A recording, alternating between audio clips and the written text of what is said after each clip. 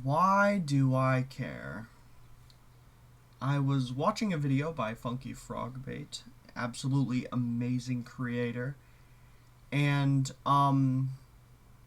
yeah, there was a question in it where it's this video about performative males, and I agree, performativeness in general is definitely a thing, right? I think there one of the things the video kind of created a gray area in is this broader concept of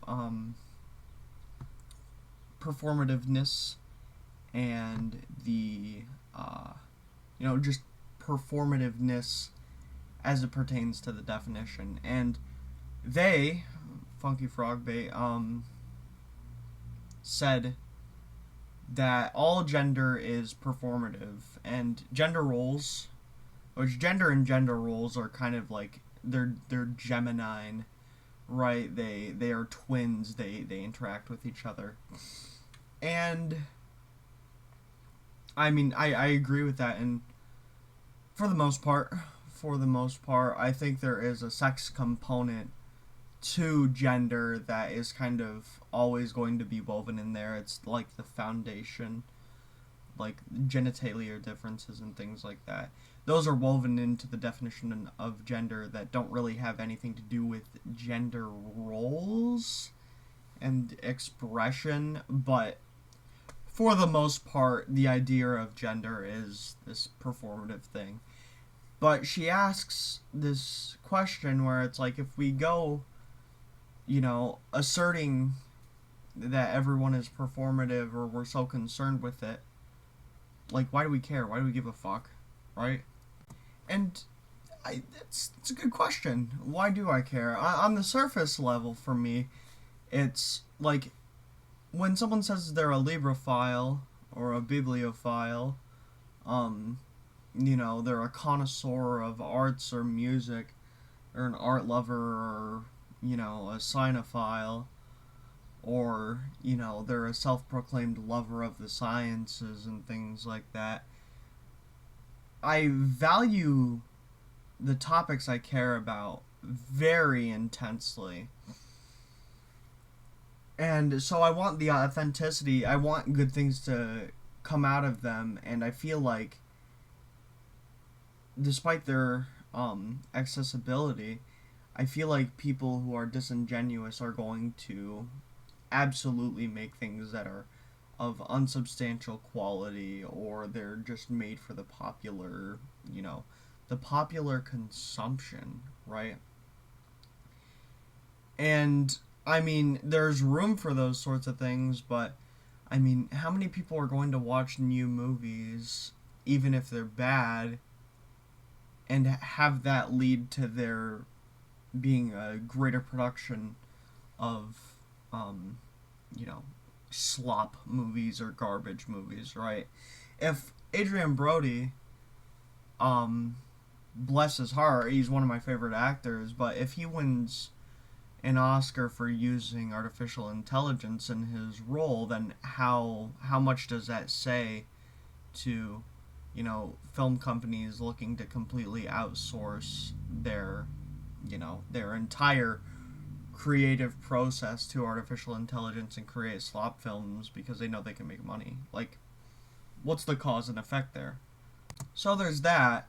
But I also do concede a little bit that I pass a lot of judgment in some of my videos, and I'm really critical of people when I don't really have any right to be personally. I know a good bit about the things I like, but there are still gaps. I've started reading recently, for more pleasure. I've started reading fiction that isn't the classics for enjoyment instead of just reading articles and, the classics like Beowulf and things like that. I've started reading for more narrative purposes instead of trying to derive some anthropological, maybe mythical, like a common conception of mythology.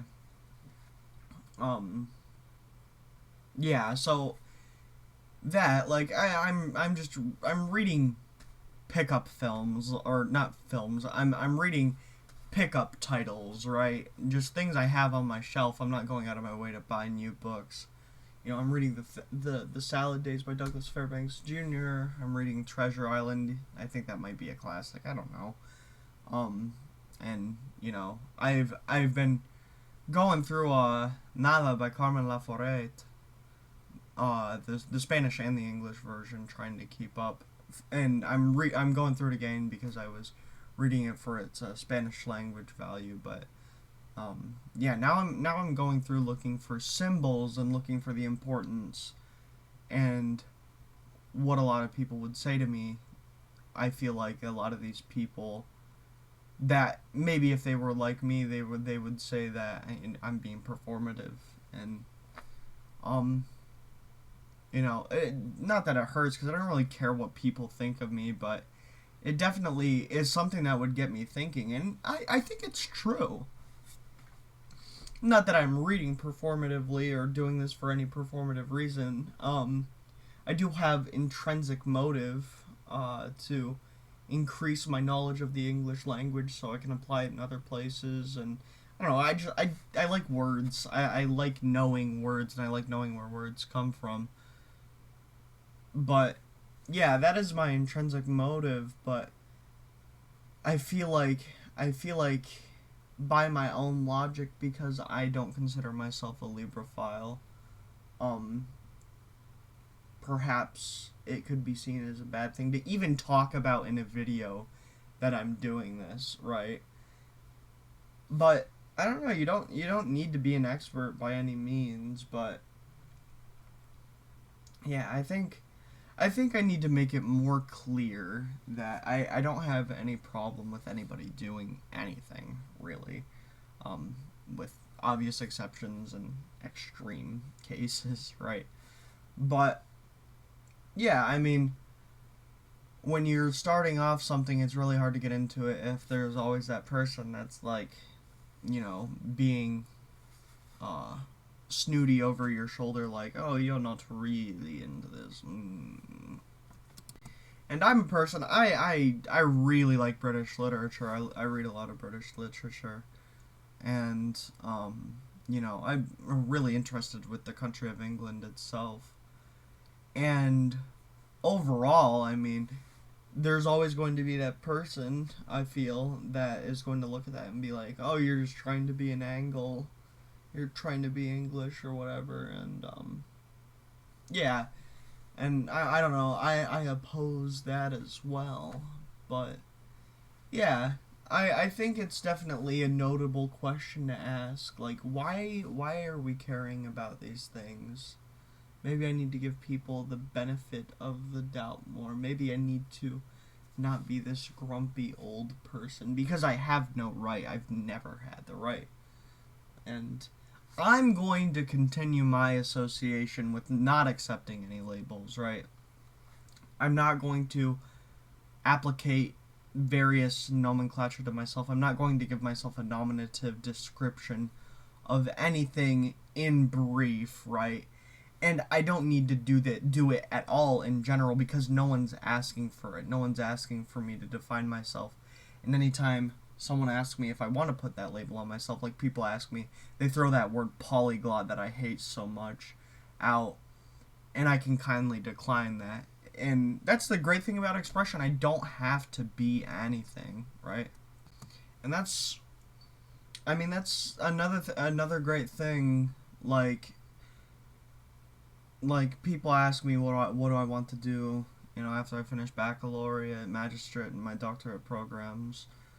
Like, I don't have to live one life. I don't have to do one thing. The world of linguistics is not a world that bounds you to being a professor or whatever. I could be an interpreter.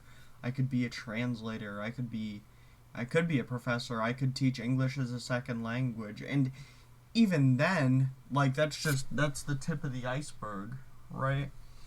Like, I talk a lot about music and things on here. Who knows if I'll have something to do with music? Maybe not performing, but I could work at a record store. I could own a record store. I could become associated with a record label, or even start a record label. right? Technically, I do have a record label, but it's not popular conception of a record label. Um, yeah, I could work for the Numero Group. That'd be pretty fucking cool.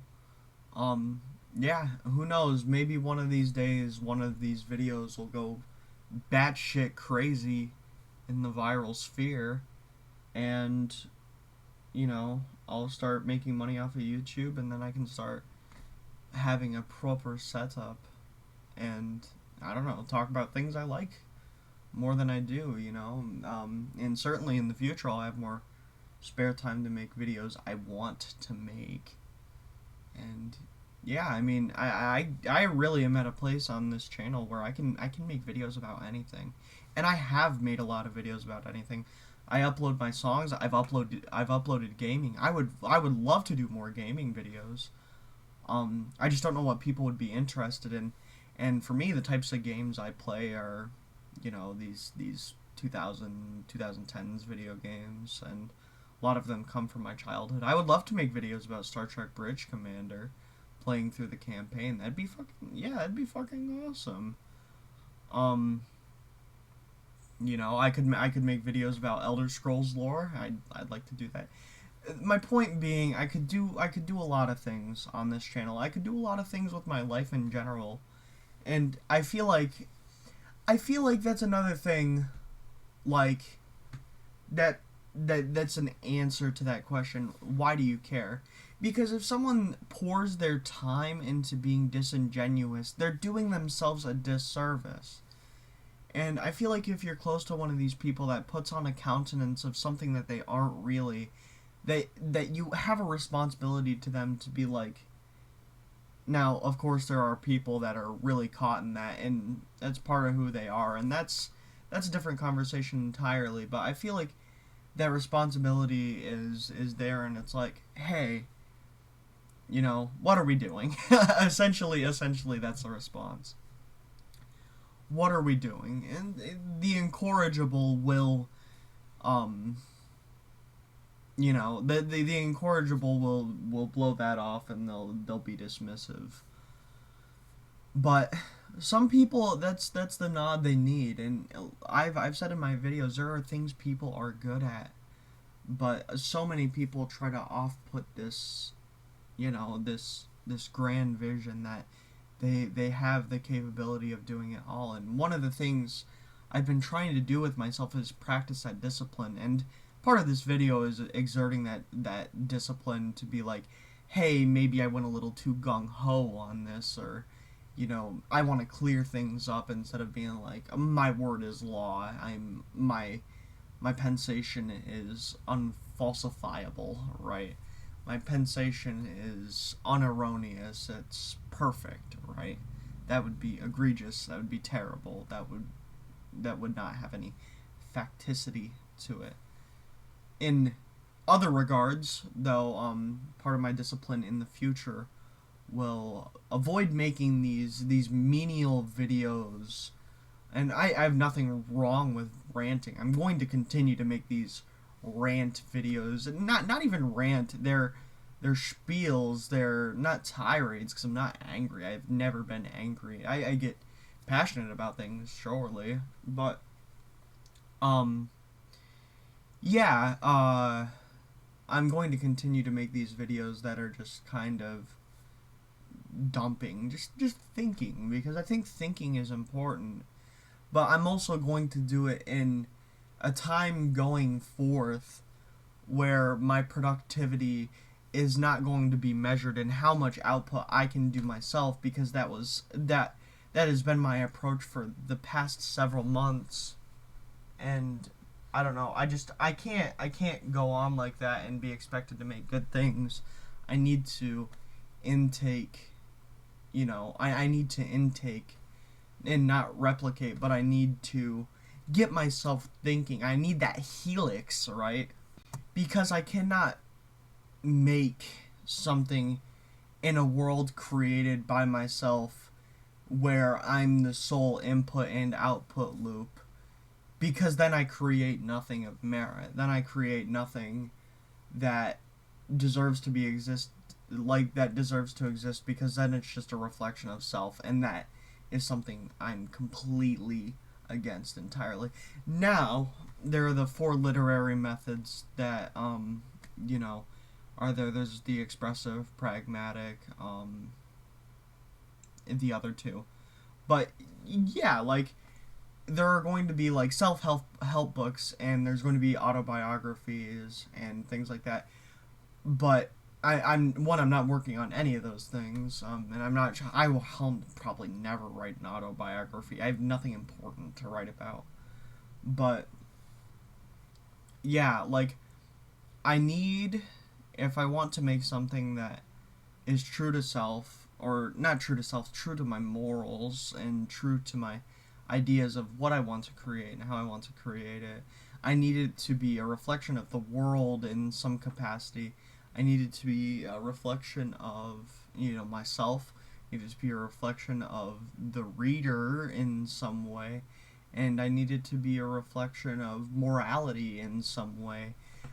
All in this crystal ball of subjectivity that is my world, and keep it contained in that. So, like, my music is a perfect example where I think I have achieved that balance, where I'm not creating something that is, just me for me in a world I have cultivated. I've been always, every album, I'm, relating it belongs in this chain. It's awkward, it's unusual, it's imperfect, but it's in a chain of something and not self-contained. And I feel like my writing hasn't had enough in it that is a reflection of those four things that I talked about. And that's the overall crux, right? So part of my discipline is going to be in implementing just more, trying to put more quality into things, and not defaulting to that sort of simplicity that I normally do. So yeah, kind of an apology video for being like, for having my nose above everyone, being a sort of snob of people, trying to maybe inadvertently, trying to maybe appear as the good guy in the world of people that are doing this evil, horrible thing, that is inauthenticity, when in reality, who gives a fuck, right? Why do I care, right? At the end of the day, I have to